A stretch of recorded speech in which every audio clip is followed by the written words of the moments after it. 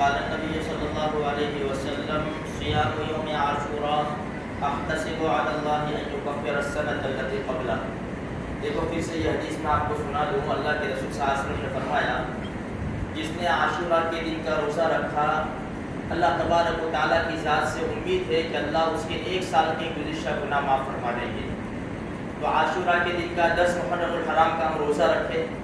ہمارے نبی نے فرمایا کہ بھئی یہودیوں کی مخالفت کرو, ایک روزہ اور ملا دو, 9-10 رکھو یا 10-11 رکھو.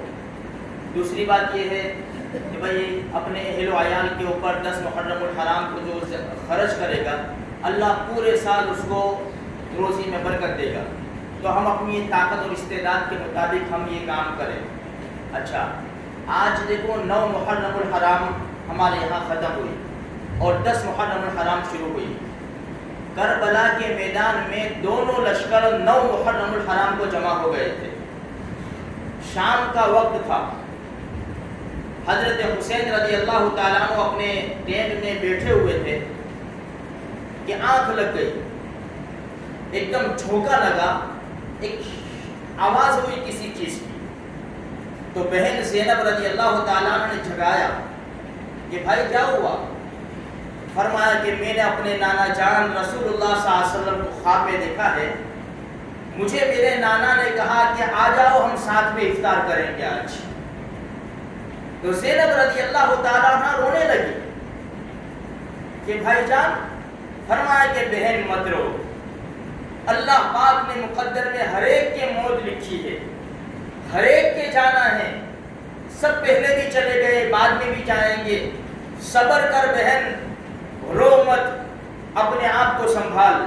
یہ بات چل رہی تھی کہ آپ کے بھائی آئے عبداللہ یا حضرت عباس ابن علی رضی اللہ تعالیٰ, آ کر کہنے لگے کہ بھائی جان 20 سوار آئے ہوئے ہیں, وہ آپ سے بات کرنا چاہتے ہیں. کیا بات کرنا چاہتے ہیں؟ جاؤ ان سے بات کرو. بات کری تو وہی جنگ کی بات تھی. تو کہا کہ انہیں کہو کہ سورج غروب ہونے کو ہے, کل کے لیے کل تک ملتوی کر دو. وہ چلے گئے. تو حضرت حسین رضی اللہ تعالیٰ عنہ نے سارے ساتھیوں کو جمع فرمایا اور بیان کیا, تقریر کی, اور یوں فرمایا کہ دیکھو لوگوں, تم نے میرا بڑا ساتھ دیا ہے. اب اس مقام کے اوپر آ کر کھڑے ہو گئے ہیں کہ یہ لوگ صرف میرے خون کے پیاسے ہیں, وہ صرف مجھے چاہتے ہیں. بہتر یہ ہے کہ تم اپنا اپنا راستہ لے لو, اپنی اپنی فیملی کو لے کر, جس کی فیملی ہے چلے جاؤ. بھتیجوں نے اور بھائیوں نے کہا یہ تو کبھی نہیں ہو سکتا کہ ہم آپ کو چھوڑ کر چلے جاتے, یہ کبھی نہیں ہو سکتا. تو پھر امام حسین رضی اللہ تعالیٰ عنہ نے فرمایا بس ہمارے پاس آج کی رات ہے, کل کیا ہونا ہے وہ تو اللہ ہی کو معلوم ہے. آج کی رات ہمارے پاس ہے, اس کو غنیمت سمجھو, اور جتنا اللہ کو منا سکتے ہو, جتنا اللہ کے سامنے رو دھو سکتے ہو, اتنا کر لو. یہ وہ رات ہے. ہم کہتے ہیں نا قتل کی رات.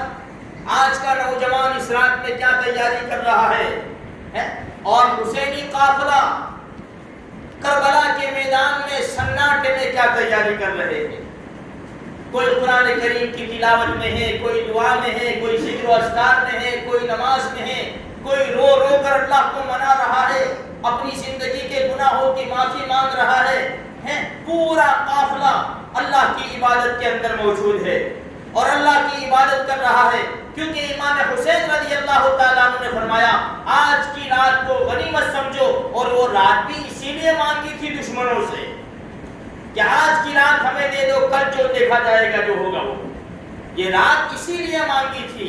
تو میرے بھائیوں, یہ رات کو ہم بھی غنیمت سمجھے اور امام حسین رضی اللہ تعالیٰ عنہ کی اتباع کرتے ہوئے یہ رات, پوری رات نہیں تو رات کا کچھ حصہ اللہ کی عبادت میں گزارے, رو رو کر اس شہادت حسین رضی اللہ تعالیٰ عنہ کو یاد کرے کہ انہوں نے کیسی جان دی, ان کے سینوں کے اندر کیسے مضبوط دل تھے کہ انہوں نے کچھ نہیں دیکھا, اللہ کے نام کے اوپر اپنی جانوں کا نذرانہ پیش کیا, اپنے معصوموں کی جانوں کا نذرانہ پیش کر دیا, کچھ نہیں دیکھا اور وہ قربان ہو گئے.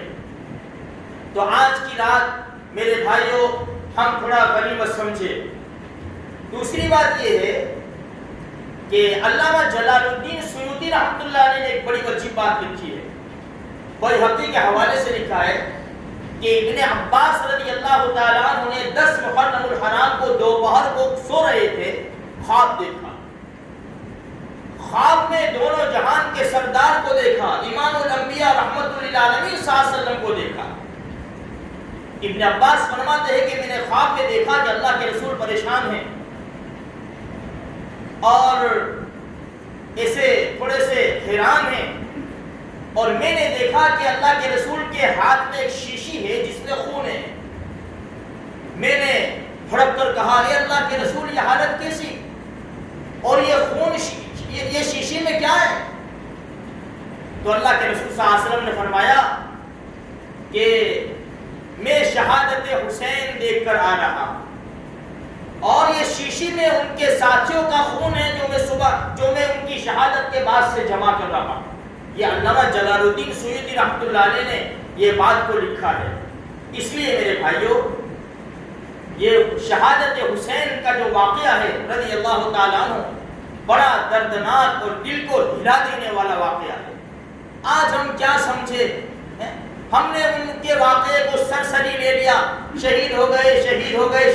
شہادت تو پڑھو کہ کیسی شہادت ہوئی اور کیسے امام حسین رضی اللہ تعالیٰ عنہ کو شہید کیا گیا، کیسے بچوں کو شہید کیا گیا، نہ ان کے پاس کھانا تھا نہ پانی تھا، کیسے بالکل بےچارگی کی حالت تھی، ایک صرف اللہ کی مدد تھی بس۔ اسی لیے وہ ہار کر بھی جیت گئے، حسینی قافلہ ہار کر بھی جیت گئے، سارے کے سارے شہید کر دیے گئے بجز عورتوں کے۔ ان کے چھوٹے بیٹے جو بیمار تھے، ان کے ایک لڑکے بیمار تھے، وہاں تک پہنچ گئے، تلوار اٹھا لی، پھر کسی نے منع کیا کہ اس بیمار کو تو چھوڑ دے، زین العابدین کے نام سے جن کو یاد کرتے ہیں۔ تو میرے بھائیوں یہ بڑا دردناک قصہ ہے۔ آج ہمارے نوجوانوں کو نہیں پتا، وہ ناچ رہے ہیں، گا رہے ہیں، کود رہے ہیں، وہ اچھے کپڑوں کی تیاری کر رہے، وہ اچھے کھانوں کی تیاری کر رہے۔